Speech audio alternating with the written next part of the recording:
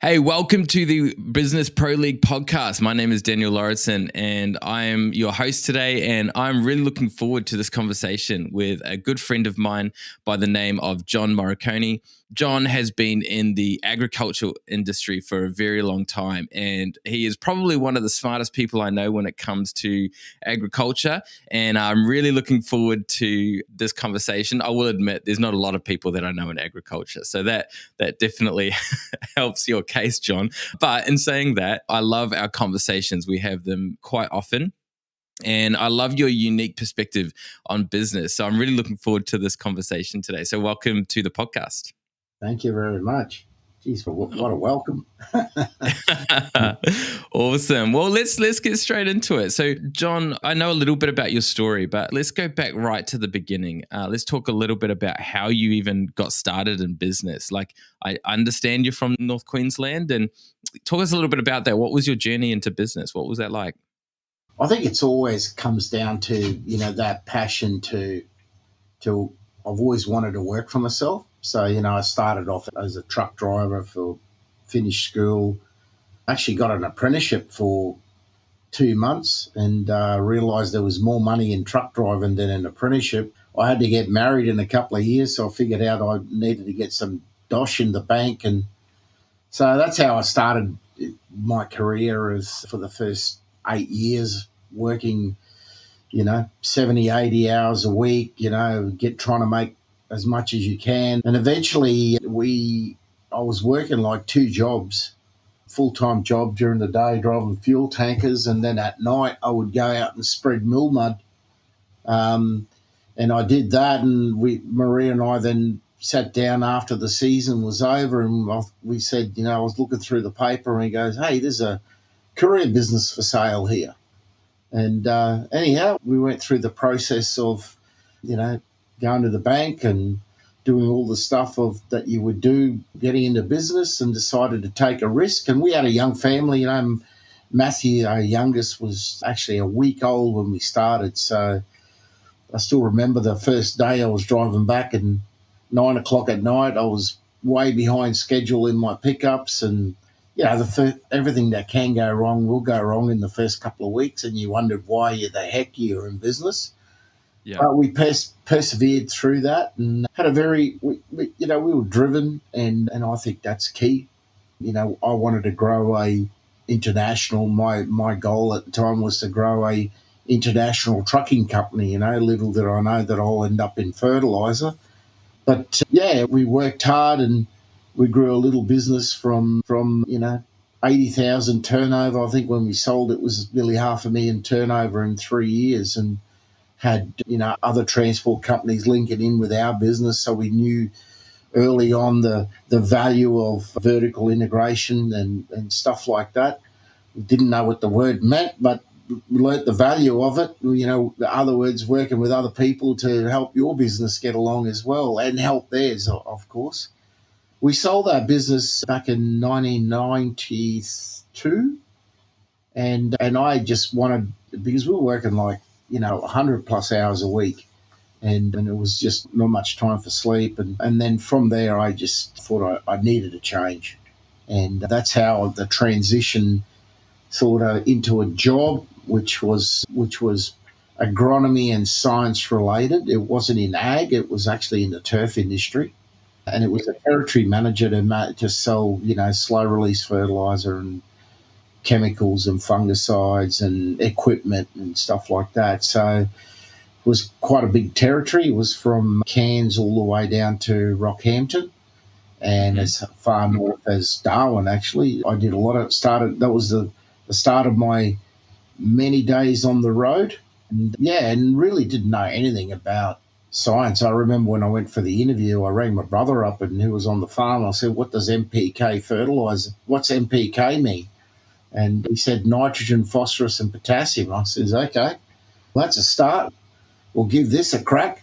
And we applied for the job. It was a great friend of mine who's sadly passed away now, but it was a sister company that he was working for, and he put in a good word for me. And they were looking more for someone that had a business background rather than just a salesperson. And anyhow, we grew that business from virtually nothing to, $1 million turnover a year, and, establish some protocols that the company, I believe, still today use in their diagnosis of diseases in turf. And I did that for about 8 years. And in that period of time, I just really enjoyed the science side of it. And the company had a very good head agronomist that looked after all the technical team.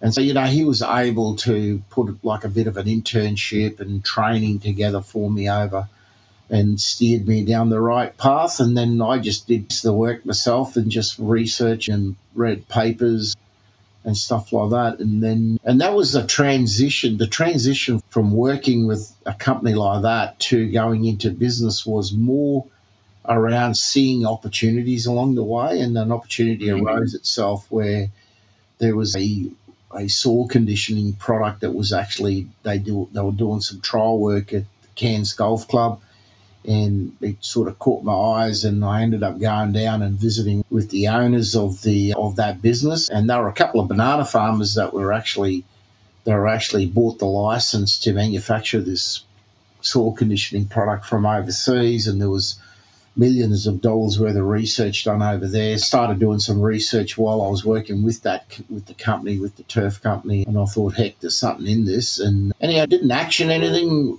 at that particular time. It took about 4 years before I got reapproached again by one of the partners of that business, and I thought, look, if I don't have any equity in, I'm not interested. And so the equipment was already there.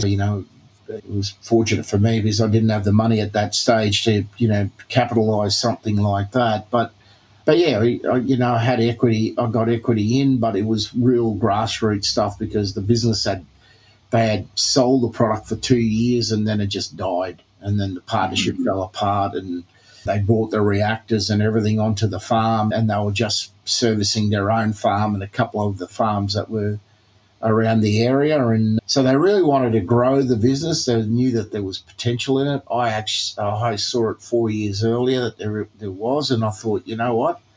Yeah, I remember sitting with my pastor at church, and I said, look, this opportunity's come up, will you pray for them, pray about it, and he said, sure. And we were just having a cup of coffee still there in church, and he came up to me and he goes, you know what? I've already done the praying, you need to go for it. And that was the actual start of the manufacturing / agricultural business, which was called Envirotrend at the time. Yeah, so that was my journey to start with. Yeah. Wow, that's great.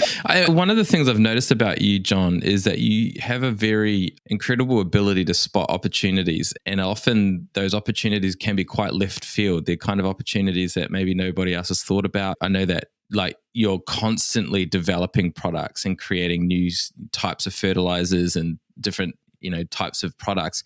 How do you go about that? What does that look like when you're thinking about a new opportunity or a new product or a new aspect of expanding your business? What's your thought process and how does that happen? I mean, like talking to you now, I can run off, 50 opportunities that have come across my desk, and really analysing those is quite quickly now. There's a journey in that and how I actually got to that point. And I think the journey really started when I first started in the business, and I knew nothing about formulations. That was something new. Did all right at chemistry at school, but not really a chemist. It was more leaning on the agronomy side of things, and in sales. And so I employed a chemist at the time to help out with the first startup business that we were involved in. And looking over her shoulder and and learning, I learned the fundamentals of acid-base reactions, and because we had a reactor, and so I learnt the fundamentals of making some of these compounds. And then I actually, I did a lot of research myself, right? So I actually, extended my knowledge by doing research and becoming, I keep saying to my staff, I said, if you want to become good at something, become a master at it, and the only way you can do that is hard work and constantly researching that field, and reading papers. Because university is really all about where to go to find information, and then understanding that information. And I've always been very good at, finding people and gleaming off their knowledge and asking the right questions along the way.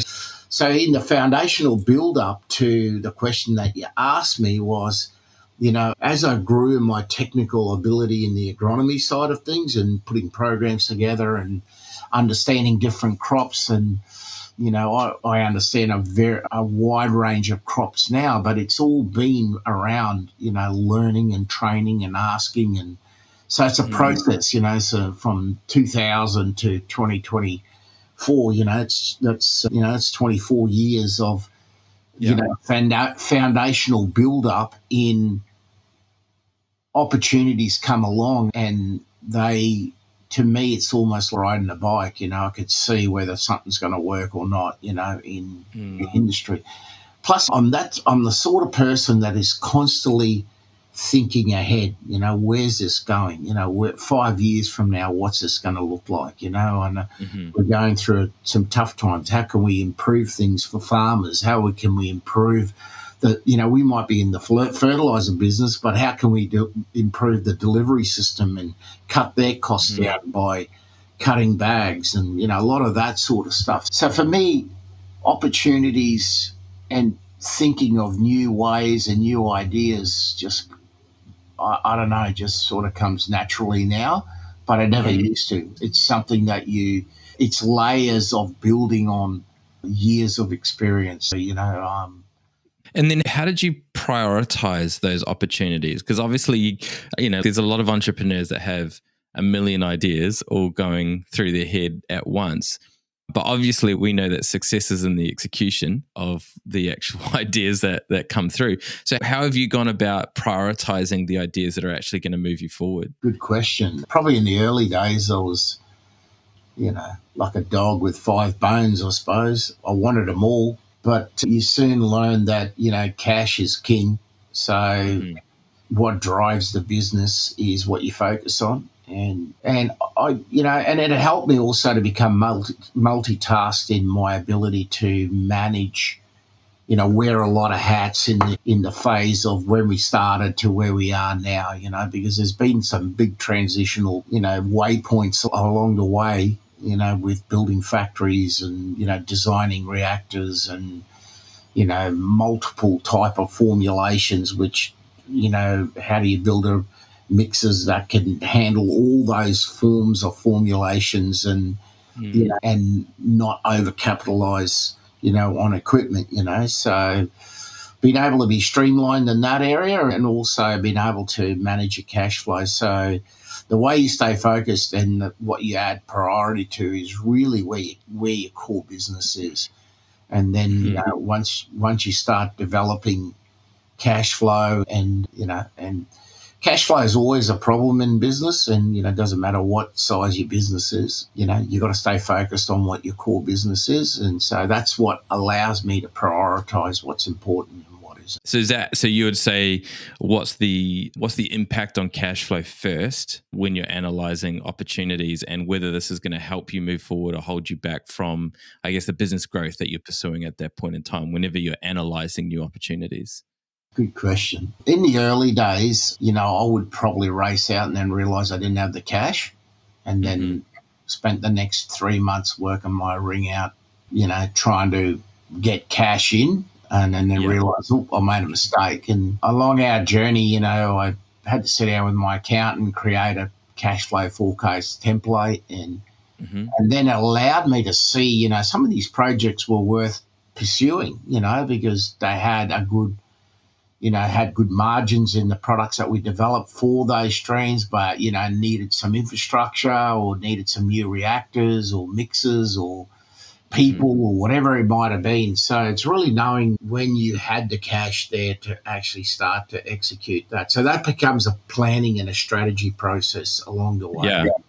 Yeah, I find that in a lot of businesses that I work with, I think they think that when they sit down and do cash flow forecasts or they're working with accountants or CFOs, they can sometimes think that this person is going to say, no, you can't do it. But often case that the question is not about whether you do it, it's about when you can do it. And having those cash flow forecast reporting, understanding of how your business is operating actually allows you to make those more wise decisions to say, hey, right now is maybe not the best time, but if we can wait 6 to 12 months, that's going to be the perfect time for us to really push forward on that. And it's going to really support that growth. Whereas if we do it too early, it's going to just hold us all back because all of a sudden cash flow is a struggle. We're dealing with the stress of that, and it's just kind of starts to impact the business across the board. Yeah, it totally makes sense. I mean, So what I was up at 3 yesterday morning. I just, no, not worried about anything. I was just awake and I knew it was something that I had to do. And so I pulled out the cash flow template and looked at the next 12 months and see what that might look like. And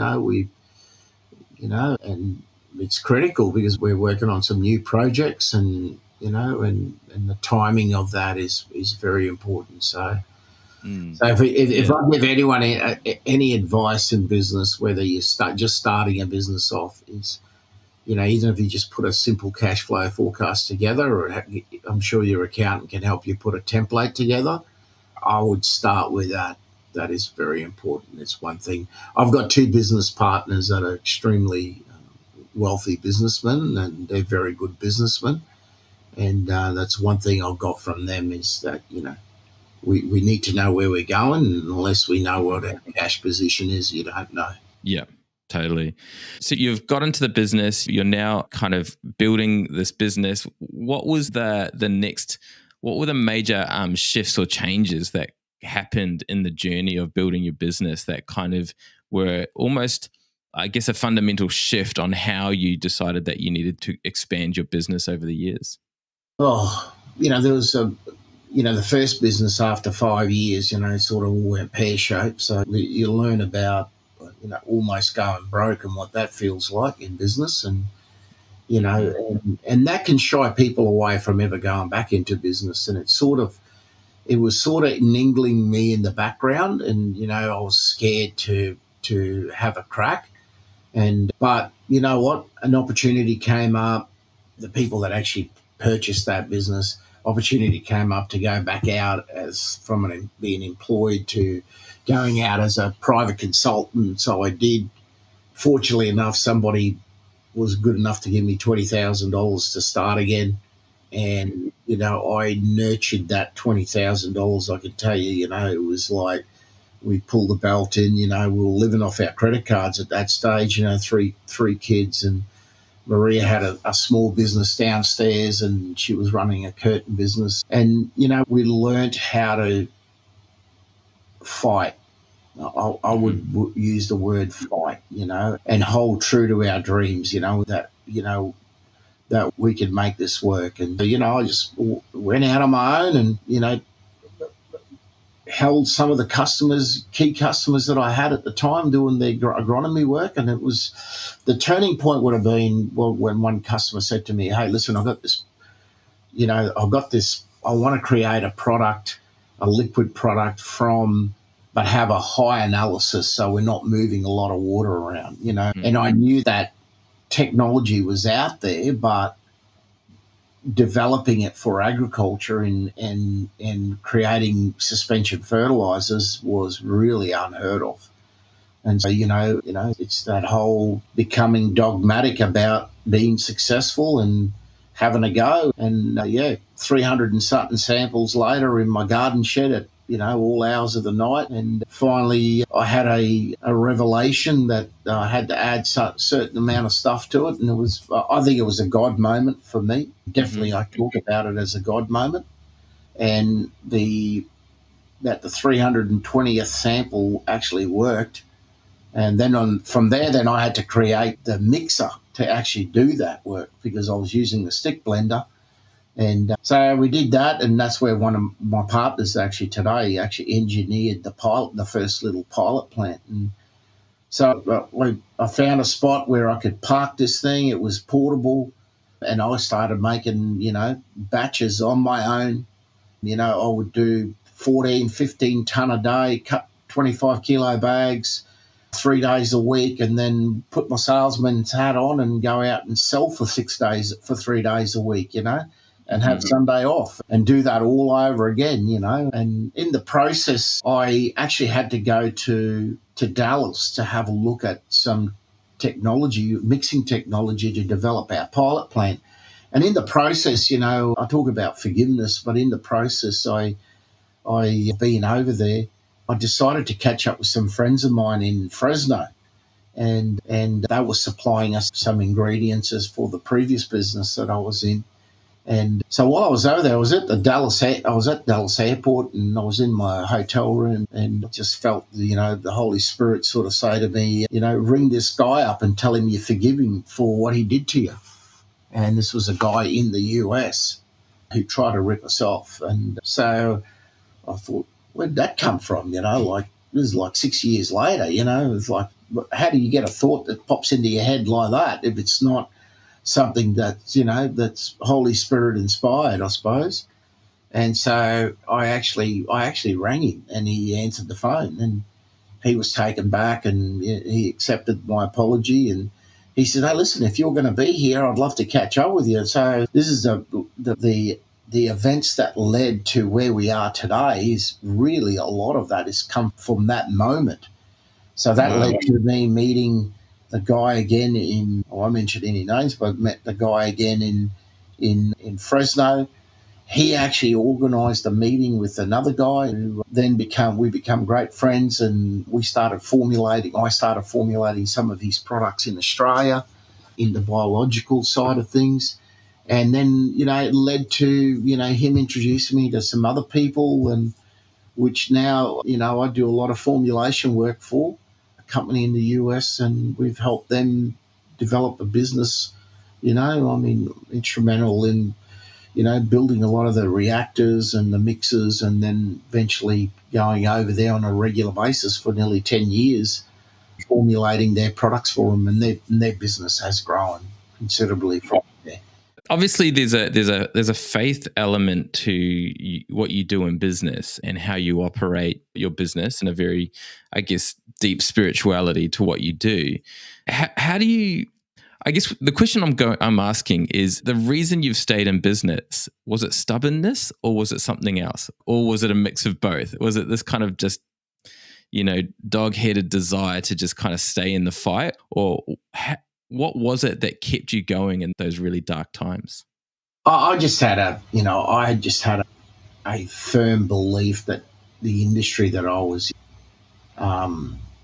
was changing, and there was opportunity in change. And if you weren't prepared to get your hands dirty in the war, you don't get the spoils. And I believe that we're still on this journey, by the way. We're far from there, calling ourselves that. But the business has grown, and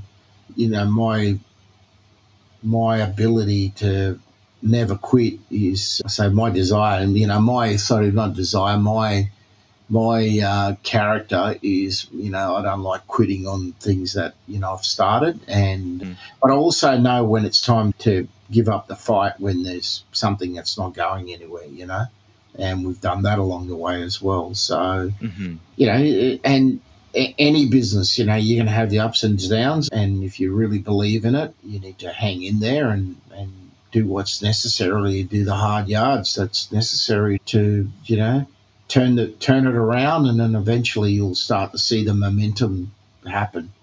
Yeah, great.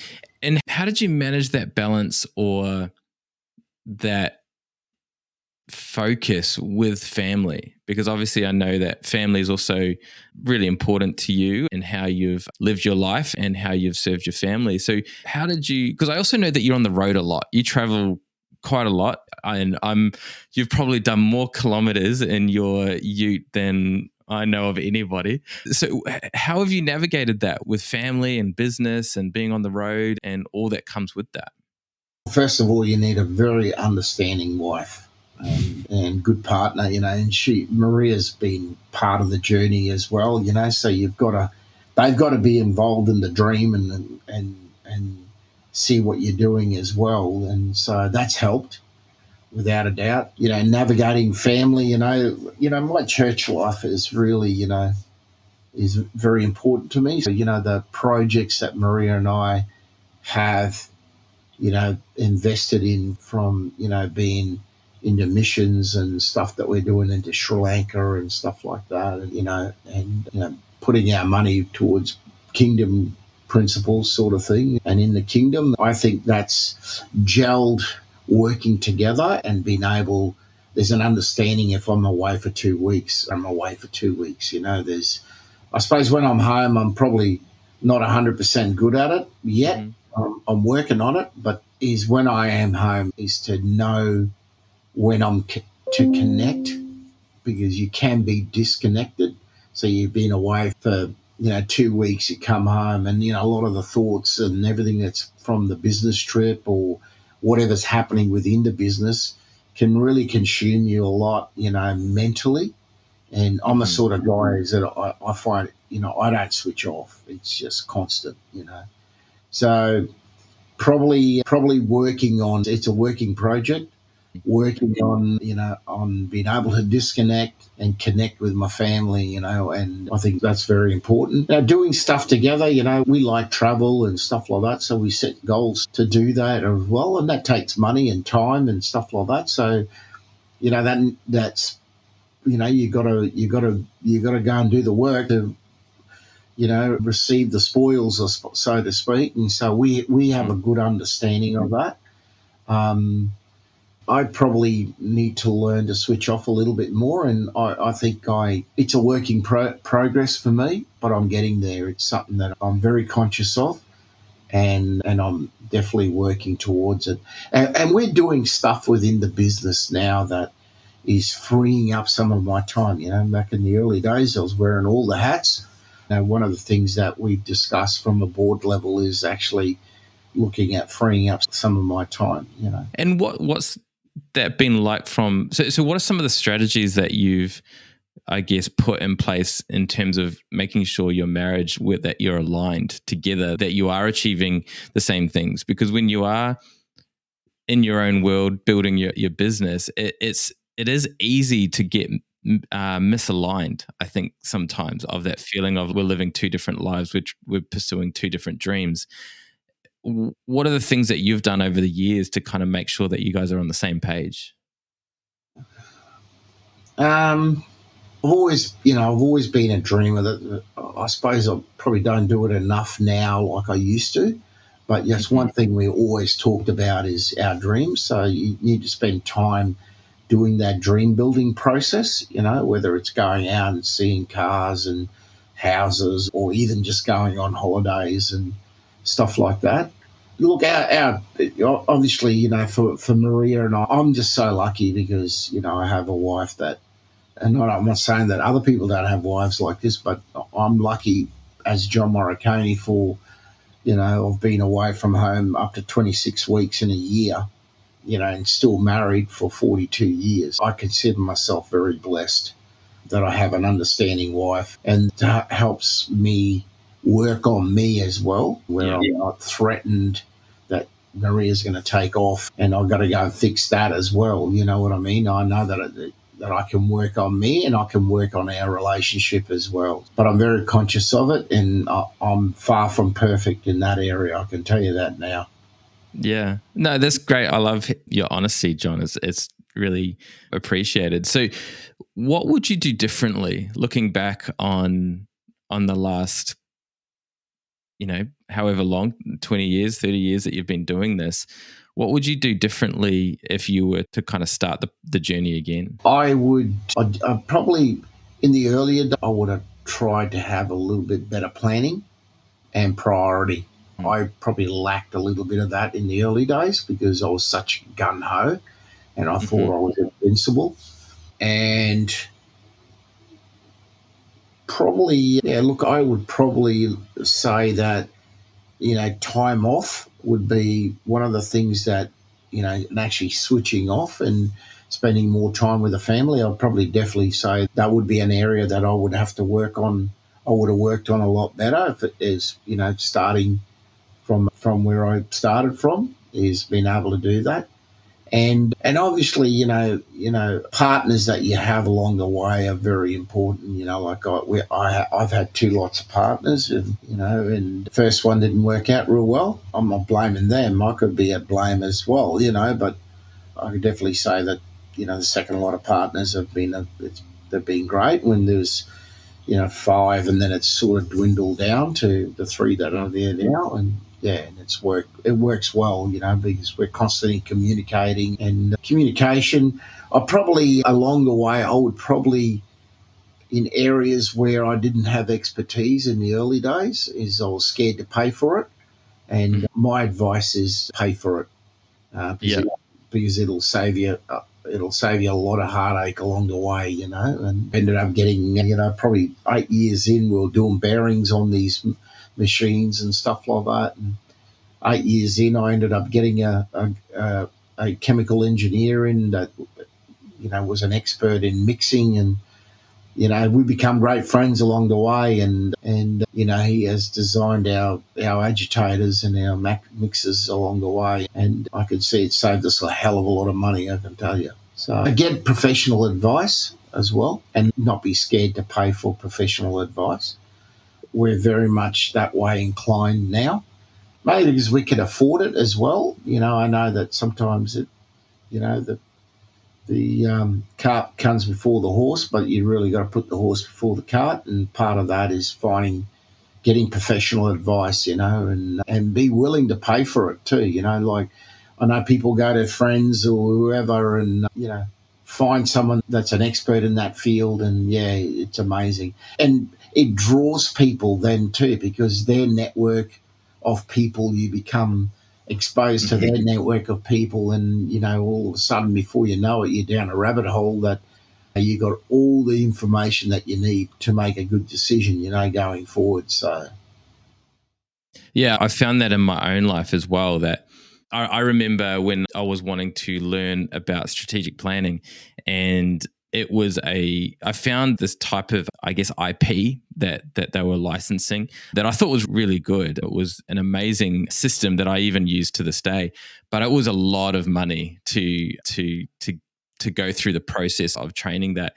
And this was before we were married. And just as we were about to get married, I said to my wife, I said, look, I know we're about to spend a lot of money on a wedding, but I think this is important. If I do this, I think it's going to open a lot of doors and it's going to create a lot of opportunities for us in the future.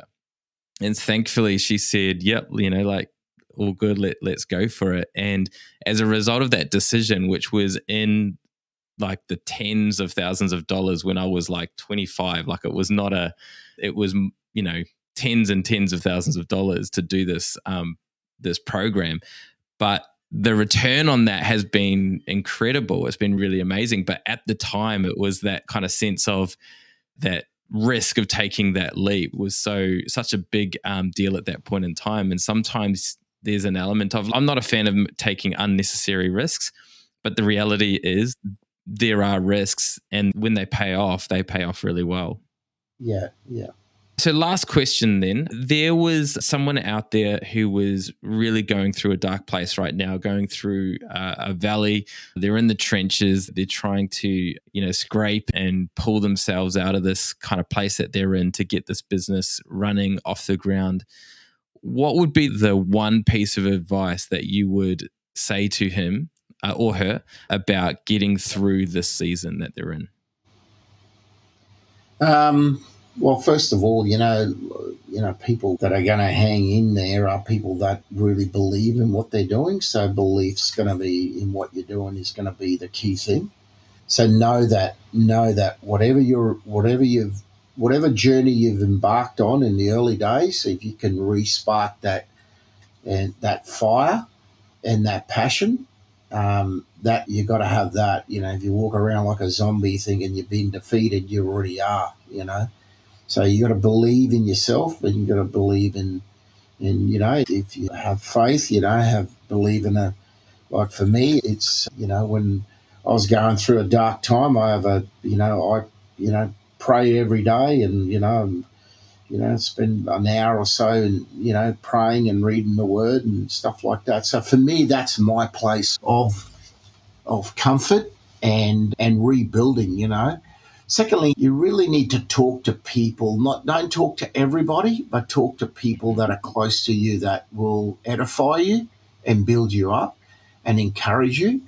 Find people that are experts in the field that you're in, or have a very good idea in helping you out, and that have your interests at heart. You know what I mean? I mean, you wouldn't go to your competitor to ask them to help you, or someone that's been in that field in the past and that has failed. You will go to someone that maybe has been in that field in the past and has had a very successful road. And get around people that are successful, and don't be scared. Don't be scared to ask for advice.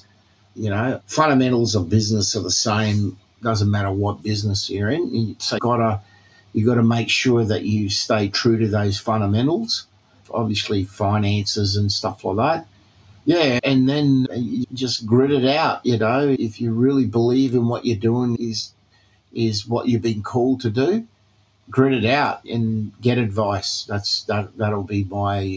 Some person will look at it and say, you know what, I know you really want to do this, but you need to pull up the socks on this one and hang your hat, and sometimes, you got to do that. We did that with a laboratory that we spent, nearly $1 million in, and, built it all up and everything like that. And, 4 years in, we decided, no, we're going to pull the pin on this. I mean, yeah, a bit of pride there that hurt, but you know what? Best thing we did, because we channeled that money back into the business where it was needed. For us, it was, we were multifaceted. So we took the income stream came out of the main business, was going into that, and then now we just didn't pay it anymore. So my advice to someone that's going through a dark time is, one is hang in there. If you're a believer, pray and get around good people that edify you and build you up, and that can help you through it, and seek professional advice. Great. Thank you so much for your time today. It's been such a great time learning about your story and getting your advice today. And I think it's going to be really helpful for anyone who listens to this today. So I appreciate that. No worries. Thank you for having me. Yeah, awesome. Thanks, John. See you, mate. Bye-bye.